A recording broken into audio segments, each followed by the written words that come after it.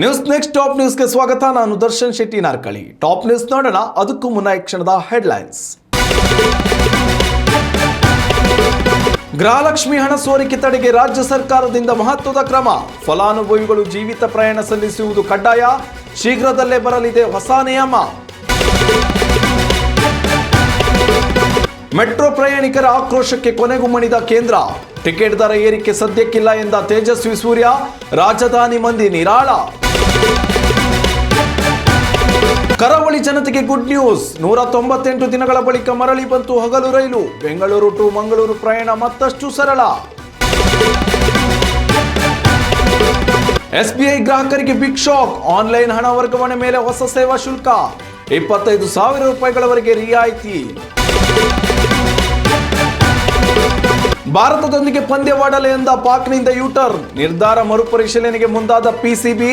ಭಾರಿ ದಂಡದ ಮೊತ್ತಕ್ಕೆ ಹೆದರಿತ ಪಾಕಿಸ್ತಾನ. ರಾಜ್ಯದಲ್ಲಿರುವ ಗ್ಯಾರಂಟಿ ಸರ್ಕಾರದ ಮಹತ್ವಾಕಾಂಕ್ಷಿ ಯೋಜನೆಗಳ ಪೈಕಿ ಒಂದಾದ ಗೃಹಲಕ್ಷ್ಮಿ ಯೋಜನೆಗೆ ಇದೀಗ ಹೊಸ ನಿಯಮವೊಂದು ಜಾರಿಗೆ ಬರಲು ತಯಾರಿ ನಡೆಯುತ್ತಿದೆ.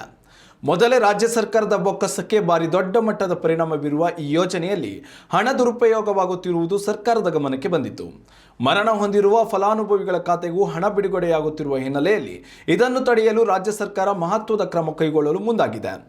ಪಿಂಚಣಿದಾರರು ಪಿಂಚಣಿ ಸೌಲಭ್ಯವನ್ನು ಮುಂದುವರಿಸಲು ಹೇಗೆ ವರ್ಷಕ್ಕೊಮ್ಮೆ ಜೀವಿತಾವಧಿ ಪ್ರಮಾಣ ಪತ್ರ ಸಲ್ಲಿಕೆ ಮಾಡುತ್ತಾರೆಯೋ ಅದೇ ರೀತಿ ಗೃಹಲಕ್ಷ್ಮಿ ಯೋಜನೆಯು ಜೀವಿತಾವಧಿ ಪ್ರಮಾಣ ಪತ್ರ ಸಲ್ಲಿಸುವುದು ಕಡ್ಡಾಯ ಮಾಡುವ ಬಗ್ಗೆ ಚಿಂತನೆ ನಡೆದಿದೆ. ಈ ಬಗ್ಗೆ ರಾಜ್ಯ ಗ್ಯಾರಂಟಿ ಯೋಜನೆಗಳ ಅನುಷ್ಠಾನ ಪ್ರಾಧಿಕಾರದ ಉಪಾಧ್ಯಕ್ಷರು ಹಾಗೂ ಎಂಎಲ್ಸಿ ದಿನೇಶ್ ಗೂಳಿಗೌಡ ಸಿಎಂ ಸಿದ್ದರಾಮಯ್ಯ ಹಾಗೂ ಡಿಸಿಎಂ ಡಿಕೆ ಶಿವಕುಮಾರ್ ಬಳಿಯಲ್ಲಿ ಮನವಿ ಮಾಡಿದ್ರು.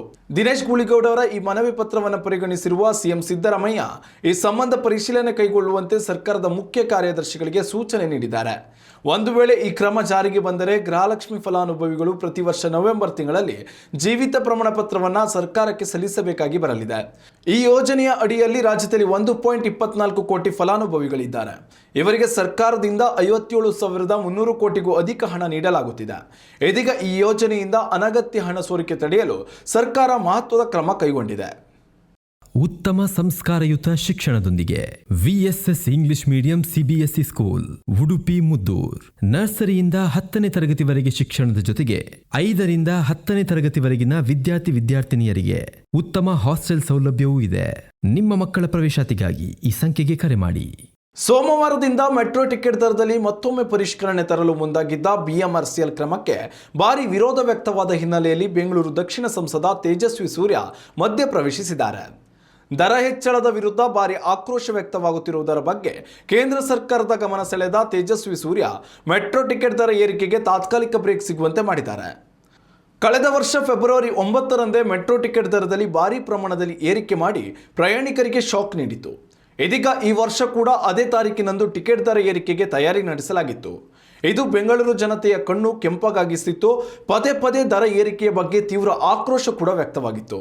ರಾಜ್ಯ ಸರ್ಕಾರ ಕೂಡ ಮೆಟ್ರೋ ದರ ಏರಿಕೆಗೆ ನಾವಲ್ಲ ಕೇಂದ್ರವೇ ಕಾರಣ ಎಂದು ಜನರಿಗೆ ಸ್ಪಷ್ಟನೆ ನೀಡಿತ್ತು. ಇದೆಲ್ಲದರ ಬಳಿಕ ಎಚ್ಚೆತ್ತ ಸಂಸದ ತೇಜಸ್ವಿ ಸೂರ್ಯ ಕೇಂದ್ರ ನಗರಾಭಿವೃದ್ಧಿ ಸಚಿವ ಮನೋಹರ್ ಲಾಲ್ ಖಟ್ಟರ್ ಅವರಿಗೆ ದೂರವಾಣಿ ಕರೆ ಮಾಡಿ ಮನವಿ ಮಾಡಿದ್ದಾರೆ. ತೇಜಸ್ವಿ ಸೂರ್ಯ ಅವರ ಮನವಿ ಪರಿಗಣಿಸಿದ ಕೇಂದ್ರ ಸರ್ಕಾರ ಮೆಟ್ರೋ ಟಿಕೆಟ್ ದರ ಏರಿಕೆಗೆ ತಾತ್ಕಾಲಿಕ ಬ್ರೇಕ್ ನೀಡಿದೆ. ಈ ಸಂಬಂಧ ತೇಜಸ್ವಿ ಸೂರ್ಯ ಎಕ್ಸ್ನಲ್ಲಿ ಮಾಹಿತಿಯನ್ನು ಹಂಚಿಕೊಂಡಿದ್ದಾರೆ. ಕರಾವಳಿ ಜನತೆ ಬಹುದಿನಗಳಿಂದ ಕಾಯುತ್ತಿದ್ದ ಕ್ಷಣ ಕೊನೆಗೂ ಬಂದಿದೆ.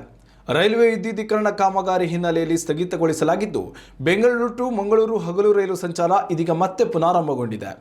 ಬರೋಬ್ಬರಿ 198 ದಿನಗಳ ಬಳಿಕ ರೈಲುಗಳು ಮತ್ತೆ ತಮ್ಮ ಕಾರ್ಯಾಚರಣೆ ಆರಂಭಿಸಿವೆ. ಬೆಂಗಳೂರು ಯಶವಂತಪುರದಿಂದ ಹಾಸನ ಸಕಲೇಶಪುರ ಮಾರ್ಗವಾಗಿ ಕುಕ್ಕೆ ಸುಬ್ರಹ್ಮಣ್ಯ, ಧರ್ಮಸ್ಥಳ, ಉಡುಪಿ, ಮಂಗಳೂರು ಹಾಗೂ ಕಾರವಾರ ಸಂಪರ್ಕ ಕಲ್ಪಿಸುವ ಈ ರೈಲು ಮಾರ್ಗವು ಹಗಲಿನ ಸಂದರ್ಭದಲ್ಲಿ ಸಂಚಾರ ನಿಲ್ಲಿಸಿತು. ಇದರಿಂದಾಗಿ ಕೆಎಸ್ಆರ್ ಬೆಂಗಳೂರು ಕಣ್ಣೂರು, ಕೆಎಸ್ಆರ್ ಬೆಂಗಳೂರು ಕಾರವಾರ, ಪಂಚಗಂಗಾ ಮತ್ತು ಎಸ್ಎಂವಿಟಿ ಬೆಂಗಳೂರು ಮುರುಡೇಶ್ವರ ಎಕ್ಸ್ಪ್ರೆಸ್ ರೈಲುಗಳಲ್ಲಿ ಭಾರಿ ಸಂಚಾರ ದಟ್ಟಣೆ ಎದುರಾಗುತ್ತಿತ್ತು. ಆದರೆ ಈಗ ಆ ಎಲ್ಲ ಸಮಸ್ಯೆಗಳಿಗೆ ಬ್ರೇಕ್ ಬಿದ್ದಿದೆ. ಸಕಲೇಶಪುರದಿಂದ 55 ಕಿಲೋಮೀಟರ್ ವಿದ್ಯುದೀಕರಣ ಕಾಮಗಾರಿ ನಡೆಯುತ್ತಿದ್ದ ಹಿನ್ನೆಲೆಯಲ್ಲಿ ವಿಸ್ಟಾಡೋಮ್ ರೈಲು ಪ್ರಯಾಣದ ಅನುಭವಗಳು ಪ್ರಯಾಣಿಕರಿಗೆ ಮಿಸ್ ಆಗಿದ್ದವು. ಕಳೆದ ವರ್ಷ ಮಳೆಗಾಲದಲ್ಲಿ ಗುಡ್ಡ ಕುಸಿತ ಬೇರೆ ಸಂಭವಿಸಿದ್ದರಿಂದ ಕಾಮಗಾರಿ ಮತ್ತಷ್ಟು ವಿಳಂಬಗೊಂಡಿತು. ಇದೀಗ ಈ ಎಲ್ಲ ಸಮಸ್ಯೆಗಳಿಗೆ ತೆರೆ ಬಿದ್ದಿದ್ದು ಹಗಲು ರೈಲು ಸಂಚಾರ ಇನ್ಮುಂದೆ ಸರಾಗವಾಗಿ ಸಾಗಲಿದೆ. ಉತ್ತಮ ಸಂಸ್ಕಾರಯುತ ಶಿಕ್ಷಣದೊಂದಿಗೆ VSS English medium CBSE school Udupi Muddur. ನರ್ಸರಿಯಿಂದ 10ನೇ ತರಗತಿವರೆಗೆ ಶಿಕ್ಷಣದ ಜೊತೆಗೆ 5ರಿಂದ 10ನೇ ತರಗತಿವರೆಗಿನ ವಿದ್ಯಾರ್ಥಿನಿಯರಿಗೆ ಉತ್ತಮ ಹಾಸ್ಟೆಲ್ ಸೌಲಭ್ಯವೂ ಇದೆ. ನಿಮ್ಮ ಮಕ್ಕಳ ಪ್ರವೇಶಾತಿಗಾಗಿ ಈ ಸಂಖ್ಯೆಗೆ ಕರೆ ಮಾಡಿ. ಸ್ಟೇಟ್ ಬ್ಯಾಂಕ್ ಆಫ್ ಇಂಡಿಯಾ ತನ್ನ ಆನ್ಲೈನ್ ವ್ಯವಹಾರಗಳಲ್ಲಿ ಮಹತ್ವದ ಬದಲಾವಣೆಯೊಂದನ್ನು ಜಾರಿಗೆ ತಂದಿದೆ. ಈ ಹೊಸ ನಿಯಮದ ಪ್ರಕಾರ ಡಿಜಿಟಲ್ ಪಾವತಿ ಕೈಗೊಳ್ಳುವ ಗ್ರಾಹಕರಿಗೆ ಸೇವಾ ಶುಲ್ಕಗಳನ್ನು ವಿಧಿಸಲಾಗಿದೆ. ಫೆಬ್ರವರಿ 15ರಿಂದ ಈ ಹೊಸ ನಿಯಮ ಜಾರಿಗೆ ಬರಲಿದೆ. ಮೊಬೈಲ್ ಬ್ಯಾಂಕಿಂಗ್, ಇಂಟರ್ನೆಟ್ ಬ್ಯಾಂಕಿಂಗ್ ಹಾಗೂ ಯೋನೋ ಮೂಲಕ ಹಣ ವರ್ಗಾವಣೆ ಮಾಡುವವರಿಗೆ 25,000 ರೂಪಾಯಿಗಳವರೆಗೆ ಶುಲ್ಕ ವಿನಾಯಿತಿ ಇರಲಿದೆ.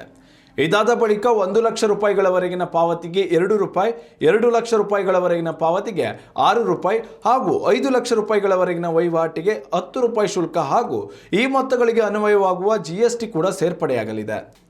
25,000 ರೂಪಾಯಿಗಳವರೆಗೆ ಯಾವುದೇ ಶುಲ್ಕ ವಿಧಿಸದೇ ಇರುವುದರಿಂದ ಸಾಮಾನ್ಯ ಗ್ರಾಹಕರು ನಿಟ್ಟುಸಿರು ಬಿಟ್ಟಿದ್ದಾರೆ. ಈ ಶುಲ್ಕದಿಂದ ಪಾರಾಗಲು ಗ್ರಾಹಕರು NEFT ಅಥವಾ RTGS ಆಯ್ಕೆಗಳನ್ನು ಪರಿಶೀಲನೆ ಮಾಡಬಹುದಾಗಿದೆ. ಬಾಂಗ್ಲಾದೇಶದ ಪರವಾಗಿ ಬ್ಯಾಟ್ ಬೀಸಲು ಹೋಗಿ ಭಾರತದೊಂದಿಗೆ ಪಂದ್ಯ ಬಹಿಷ್ಕರಿಸಿದ ಪಾಕಿಸ್ತಾನ ಇದೀಗ ಇಕ್ಕಟ್ಟಿಗೆ ಸಿಲುಕಿದೆ. ICC T20 ವರ್ಲ್ಡ್ ಕಪ್ ಪಂದ್ಯ ಬಹಿಷ್ಕಾರದಿಂದಾಗಿ ಭಾರಿ ಮೊತ್ತದ ದಂಡ ಪಾವತಿ ಮಾಡಬೇಕಾಗಿರುವ ಸಾಧ್ಯತೆ ಇರುವುದರಿಂದ ಪಾಕಿಸ್ತಾನ ಇದೀಗ ಮತ್ತೊಮ್ಮೆ ತನ್ನ ನಿರ್ಧಾರ ಮರುಪರಿಶೀಲನೆಗೆ ಮುಂದಾಗಿದೆ. ಪಂದ್ಯವನ್ನು ಪಾಕಿಸ್ತಾನ ಸರ್ಕಾರ ಬಹಿಷ್ಕರಿಸಿದ ಬಳಿಕ ಪಾಕಿಸ್ತಾನ ಕ್ರಿಕೆಟ್ ಬೋರ್ಡ್ ಇಕ್ಕಟ್ಟಿಗೆ ಸಿಲುಕಿತ್ತು. ಈ ಸಂಬಂಧ ICCಯೊಂದಿಗೆ ಮಾತುಕತೆ ನಡೆಸಿರುವ PCB ಅನಿವಾರ್ಯ ಸಂದರ್ಭದಲ್ಲಿ ಪಂದ್ಯ ಆಡುತ್ತಿಲ್ಲ ಎಂದು ಮನವಿ ಮಾಡಿತ್ತು. ಆದರೆ ಭಾರತದೊಂದಿಗೆ ಪಂದ್ಯ ಬಹಿಷ್ಕಾರ ಮಾಡಿರುವ ಪಾಕಿಸ್ತಾನದ ನಿರ್ಧಾರವನ್ನು ಅನಿವಾರ್ಯ ಸಂದರ್ಭದಲ್ಲಿ ಕೈಗೊಂಡ ನಿರ್ಧಾರ ಎಂದು ಒಪ್ಪಲು ಸಾಧ್ಯವಿಲ್ಲ ಅಂತ ICC ಖಡಾಖಂಡಿತವಾಗಿ ಹೇಳಿದೆ.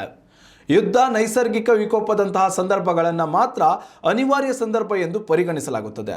ಈ ರೀತಿ ಪಂದ್ಯ ಬಹಿಷ್ಕಾರ ಮಾಡುವುದನ್ನು ಅನಿವಾರ್ಯ ಸಂದರ್ಭ ಎಂದು ಹೇಳಲು ಸಾಧ್ಯವಿಲ್ಲ ಎಂದು ತಿಳಿಸಿದ ICC ಇದರಿಂದ ಎದುರಾಗುವ ಭಾರಿ ಮೊತ್ತದ ದಂಡ ಪಾವತಿಯ ಬಗ್ಗೆಯೂ ಎಚ್ಚರಿಕೆ ನೀಡಿದೆ.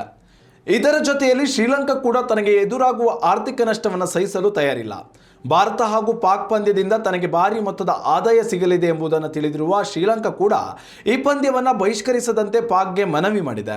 ಈ ಎಲ್ಲ ಬೆಳವಣಿಗೆಗಳ ಬಳಿಕ ಇದೀಗ ಪಾಕಿಸ್ತಾನ ತನ್ನ ನಿರ್ಧಾರದಿಂದ ಹಿಂದೆ ಸರಿಯುವ ಬಗ್ಗೆ ಯೋಚಿಸುತ್ತಿದೆ ಎನ್ನಲಾಗಿದೆ. ಇನ್ನಷ್ಟು ತಾಜಾ ಸುದ್ದಿಗಳಿಗಾಗಿ ನೋಡ್ತಾ ಇರಿ ನ್ಯೂಸ್ ನೆಕ್ಸ್ಟ್. ಇದು ವರ್ತಮಾನದ ಕೈಗನ್ನಡಿ. ಉತ್ತಮ ಸಂಸ್ಕಾರಯುತ ಶಿಕ್ಷಣದೊಂದಿಗೆ VSS English medium CBSE school Udupi Muddur. ನರ್ಸರಿಯಿಂದ 10ನೇ ತರಗತಿವರೆಗೆ ಶಿಕ್ಷಣದ ಜೊತೆಗೆ 5ರಿಂದ 10ನೇ ತರಗತಿವರೆಗಿನ ವಿದ್ಯಾರ್ಥಿನಿಯರಿಗೆ ಉತ್ತಮ ಹಾಸ್ಟೆಲ್ ಸೌಲಭ್ಯವೂ ಇದೆ. ನಿಮ್ಮ ಮಕ್ಕಳ ಪ್ರವೇಶಾತಿಗಾಗಿ ಈ ಸಂಖ್ಯೆಗೆ ಕರೆ ಮಾಡಿ.